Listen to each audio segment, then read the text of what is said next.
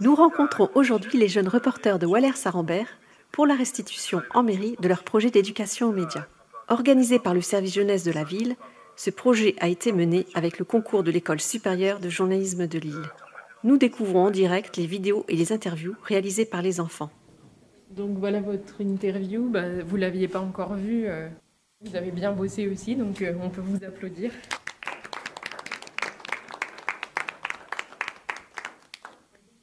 Déborah Do, journaliste, félicite les enfants qu'elle a accompagnés avec Ginevra Vulterini, l'une des étudiantes en journalisme à l'ESJ de Lille.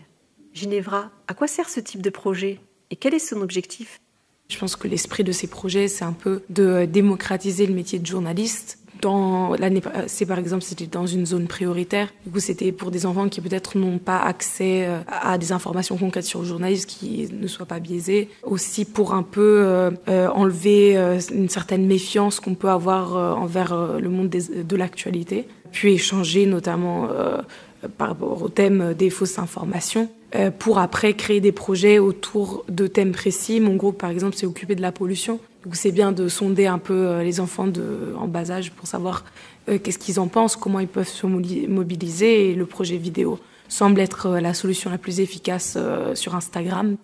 Lola, 10 ans, l'une des jeunes reporters, revient sur son expérience. Où as-tu fait ce projet et qu'as-tu appris ? On a fait ce projet au centre aéré. On nous a montré que le journaliste est quelque chose qu'on ne croyait pas forcément, qu'il y avait des choses vraies, des choses fausses, qu'il ne fallait pas tout croire sur Internet et que il fallait demander à nos parents ou à des personnes proches si c'était vrai, si on n'était pas sûr de ça. Nola, sur quel sujet as-tu travaillé ? La pollution, montrer que la pollution c'était quand même assez grave pour notre planète. Notre planète, c'est pas qu'une poubelle. Et comment as-tu fait pour en parler ? En faisant des photos, des vidéos et des interviews. Je me tourne maintenant vers Laurence Gueff, pilote du programme régional d'éducation aux médias à l'École supérieure de journalisme de Lille. Laurence, comment se monte un projet comme celui de Wallers et avec quels partenaires ?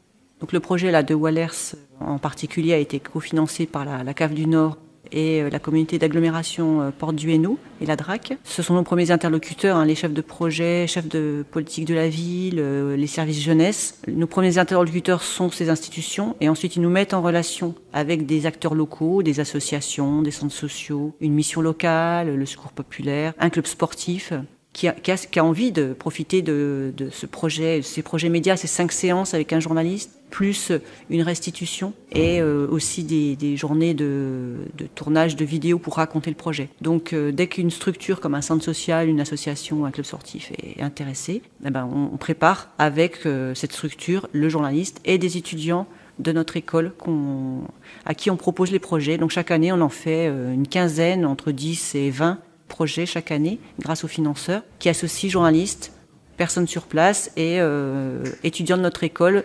volontaires, qui font ça en plus en fait de leur temps, mais ça rentre dans leur cursus. Comment se font les projets avec les jeunes ? Nous, ce sont des projets en action, on met les jeunes et les moins jeunes dans des situations de création de contenu, de sujets qu'ils veulent traiter sur leur environnement. Et ça peut être donc des sujets sous format web, radio ou vidéo. Et donc ces projets très pratico-pratiques, une fois qu'on a trouvé les financements, en partenariat avec les institutions, on trouve des structures, des lieux qui mobilisent un groupe de 10 à 15 jeunes ou moins jeunes. On a travaillé avec des adultes aussi. On trouve à nous un journaliste, du matériel et puis le projet se met en place et ensuite nous on fait nos bilans, on fait la communication du projet puis les bilans auprès des financeurs. Laurence, qu'est-ce que ce projet apporte aux jeunes ? C'est les jeunes, c'est vrai qu'eux, il y a l'aspect affectif qui joue, donc eux, ils retiennent surtout qu'ils ont réalisé une interview, qu'ils ont manipulé une caméra ou un smartphone, sans se rendre compte forcément de toutes les compétences qu'ils ont développées derrière. Mais les parents ou les encadrants nous disent, ou les enseignants, parce qu'on intervient en milieu scolaire et hors scolaire, nous disent toujours qu'ils sont toujours épatés par la prise de parole orale. Il y a des jeunes qui ne prenaient pas la parole, qui étaient très effacés, qui finalement se retrouvent à présenter une émission au bout de 5 jours. Beaucoup de compétences qui sont développées, qui leur serviront par la suite, qu'elles soient techniques ou de confiance en soi et d'expression orale. Comment faites-vous évoluer ces actions? Que développez-vous et pour quel public?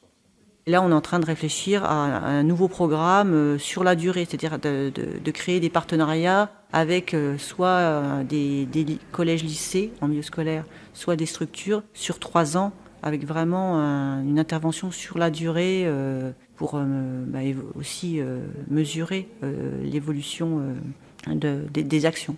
Et on a donc développé aussi, ça nous a amené à changer, à évoluer en créant davantage de formations. D'une part des journalistes, on essaie de les accompagner au départ, de bien leur expliquer ce qu'on attend d'eux. On a créé une plateforme de ressources. Vous avez mis en place des outils pédagogiques. Vous pouvez nous parler du Newstruck? Effectivement, on a commencé par créer des supports pédagogiques en 2018, donc des jeux, des vidéos, des quiz, et on a eu une subvention de nos financeurs qui nous a permis d'acheter une camionnette et de l'équiper en régie mobile. Ce Newstruck, donc cette régie mobile, nous permet de créer des plateaux radio ou télé sur place. Merci Laurence pour votre témoignage et votre accueil. Merci aux enfants et aux partenaires de nous avoir accueillis à Wallers-Saint-Rambert. Nous voilà arrivés à la fin de ce podcast. Retrouvez-nous dans notre newsletter Acteurs, sur notre chaîne YouTube et sur notre site caf.fr. Merci pour votre écoute et à bientôt.